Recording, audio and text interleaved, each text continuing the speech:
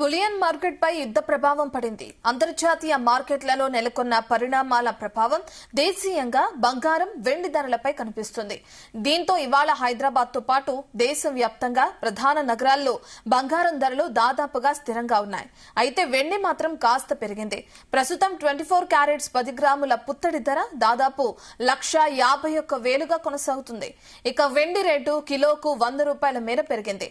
దేశంలోని వివిధ నగరాల్లో పన్నులు, స్థానిక రవాణా ఛార్జీల కారణంగా ధరల్లో స్వల్ప వ్యత్యాసాలు ఉంటాయి. సాయంత్రం ఈ రేట్లలో మార్పులు ఉండే అవకాశాలున్నాయి.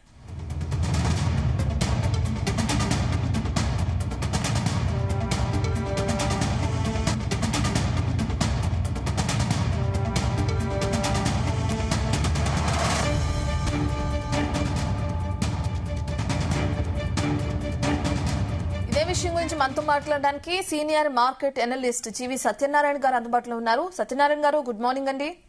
గుడ్ మార్నింగ్ రత్న. సత్యనారాయణ గారు, మనం చూస్తున్నాం గోల్డ్ రేటు ఏ విధంగా అయితే పెరుగుతుందో, అయితే ముందు ముందు ఇంకా పెరిగే అవకాశాలు ఉంటాయంటారా? ఎవరైనా దీని మీద ఇన్వెస్ట్ చేసే వాళ్ళకి మీరేం చెప్తారు? ఇన్వెస్ట్ చేయొచ్చు, ఏం కాదు. కాకపోతే ఇప్పుడు ఇవాళ గోల్డ్ సిల్వర్ ఫ్లాట్ గానే ఉంది. మీరు అన్నట్టు గోల్డ్ అయితే ఫ్లాట్ అయ్యి సిల్వర్ మాత్రం ఒక 1% పెరిగింది. మనం చూడాలి, ఎందుకంటే మనకి ఇవాళ మహారాష్ట్ర డేలో మన మార్కెట్ లో హాలిడే ఉన్నాయి. ఇవాళ సాయంత్రం ఈ కమోడిటీస్ ఎక్స్చేంజ్ ఓపెన్ అవుతుంది. అంటే ఇంటర్నేషనల్ మార్కెట్లు నడుస్తూనే ఉన్నాయి. చికాగో మర్కెంటైల్ ఎక్స్చేంజ్, అమెరికా మార్కెట్లు, వరల్డ్ మార్కెట్లు అవన్నీ వర్కింగ్ లోనే ఉన్నాయి. కాకపోతే ఇప్పుడు బ్రెంట్ ఆయిల్ తోటి మన క్రూడ్ గోల్డ్ సిల్వర్ కూడా కొంచెం పాజిటివ్ లోనే ట్రేడ్ అవుతున్నాయి. జనరల్ గా జరగదు అట్లా. ఎప్పుడైనా కానీ బ్రెంట్ ఆయిల్ పెరిగినప్పుడు, ఈ క్రూడ్ ఆయిల్ కానీ చమురు ధరలు పెరిగినప్పుడు గోల్డ్ సిల్వర్ తగ్గుతుంది. కానీ ఇప్పుడు అక్కడ లేదు, మిస్ మ్యాచ్ అయింది. ఎందుకంటే ఎక్స్పైరీ డేట్ ఉంది అది.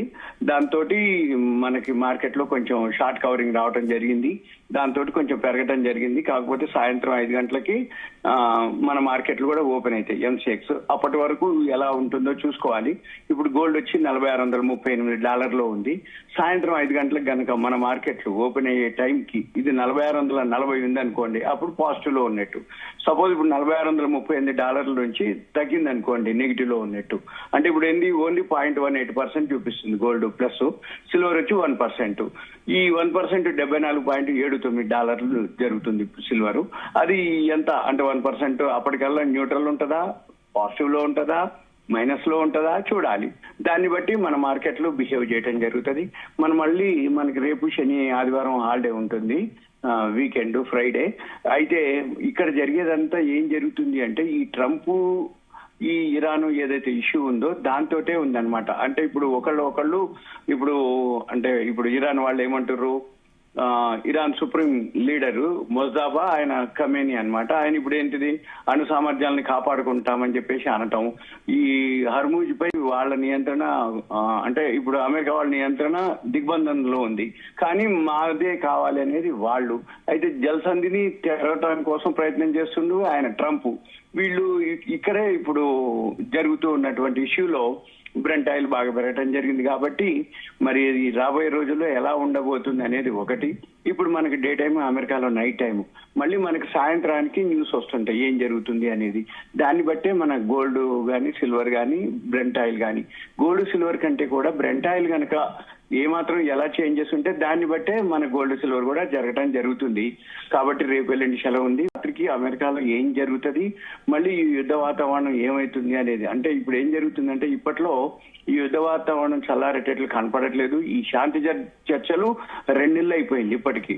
అంటే అంతకు ముందు నుంచి జరుగుతూ వచ్చినాయి. ఇక యుద్ధం అయిన తర్వాత ఎవరికి వాళ్ళు అంటే ఎవరి స్టేట్మెంట్ వాళ్ళు ఇస్తూ వచ్చారు తప్ప శాంతి చర్చలు అనేది జరగట్లేదు. అంటే ఇప్పుడు ఈ ఇద్దరి మధ్య విభేదాలు పెరుగుతూ వచ్చినాయి. ఇప్పుడు రష్యా కూడా ఇన్వాల్వ్ అవడం జరిగింది. పుతిన్ మన ట్రంప్ తో మాట్లాడడం కూడా జరిగింది, ఏమని దాన్ని ఎక్కడో ఒక దగ్గర ఆపేయమని. కానీ మరి అది ఏం జరుగుతుంది అనేది ఇక రాబోయే రోజుల్లో తెలవాలన్నమాట. అంటే హర్మూజ్ పైన వీళ్ళ నియంత్రణ కొనసాగుతుంది అనేది ఇరాన్ వాళ్ళు, అమెరికా వాళ్ళు ఏంది ఆ హార్మూజ్ జల్సంది దిగ్బంధనం. ఇప్పుడు అక్కడ ఇరాన్ నుంచి ఉత్పత్తి ఆగిపోతే కనుక ఆటోమేటిక్ గా ఈ నౌకలన్నీ బయటకు వస్తే తప్ప అప్పుడు బ్రెంట్ ఆయిల్ తగ్గే అవకాశం ఉండదు. బ్రెంట్ ఆయిల్ తగ్గితే తప్ప మళ్ళీ ఈ ఆర్థిక మాంద్యంలోకి పోయేటటువంటి ఏవైతే ప్రపంచ ఆర్థిక వ్యవస్థలు ఉన్నాయో అవన్నీ కూడా ఆర్థిక మాంద్యంలోకి పోతున్నాయి. ఇక మరి ఏం జరుగుతుంది అనేది, ఇక ఎక్కడ డెసిషన్ తీసుకుంటారు అనేది ఇక చూడాలి ఇక మనం. సత్యనారాయణ గారు, ప్రధానంగా ఇప్పుడు కొన్ని ప్రాంతాల్లో ఎలక్షన్స్ కూడా కంప్లీట్ అవ్వడం మనం చూస్తున్నాం. పెట్రోల్ డీజిల్ రేట్లు పెరిగే అవకాశాలు ఉంటాయి అంటున్నారు. గ్యాస్ రేట్లు కూడా పెంచడం కూడా మనం చూస్తున్నాం. వీటి ప్రభావం ఏమైనా పడే అవకాశం ఉంటుంది? ఉంటుంది, మామూలుగా ఉండదు. 993 రూపాయలు పెంచడం జరిగింది కమర్షియల్ సిలిండర్లకి, రెసిడెన్షియల్ అయితే పెంచలేదు. మళ్ళీ ఇప్పుడు మండే ఏదైతే మీరు అన్నట్టు రియల్ గా ఏదైతే ఎగ్జిట్ పోల్ కాదు అసలు రిజల్ట్స్ వస్తాయో దాన్ని బట్టి చెప్పకుండానే పెంచే అవకాశాలు కనపడుతున్నాయి. ఎందుకంటే $70 ఉన్నటువంటి క్రూడ్ ఆయిల్ ఇప్పుడు $110 ట్రేడ్ అవుతుంది. అందుకని మరి ఇక చూడాలి, వేచి చూడాలి. వాళ్ళు కేంద్ర ప్రభుత్వం లేదు అంటారు, చూద్దాం. Okay, okay, okay. Thank you Satyanarayana. Thank you Ratna.